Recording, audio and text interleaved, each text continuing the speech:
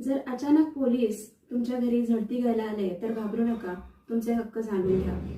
Police जेव्हा तुमच्या घरी झडती घेण्यासाठी येतील तेव्हा त्यांच्याकडे लिखित सर्च वॉरंट असणे अपेक्षित आहे।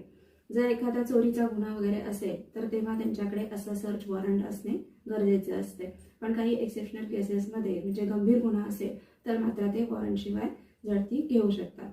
झडती घेताना 2 पंच नेमणे बंधनकारक आहे, ते तुमचे तेथील स्थानिक रहिवासी असतात। त्यानंतर झडतीमध्ये जर महिला व्यक्तीची झडती असेल तर ती महिला पोलीसच घेतात। ज्या जप्त केलेल्या वस्तू असतात त्याची एक यादी म्हणजे पंचनामा, त्याची एक कॉपी तुम्हाला द्यावी लागते। State of Punjab versus Baldev Singh या केसमध्ये झडती दरम्यान माहिती मिळवण्याचा हक्क सांगितलेला आहे। जर बेकायदेशीररित्या झडती होत असेल तर तुम्ही हायर पोलीस अथॉरिटीकडे कंप्लेंट फाईल करू शकता। त्यामुळे झडती दरम्यान घाबरू नका, बेकायदेशीर झडतीला नकार द्या।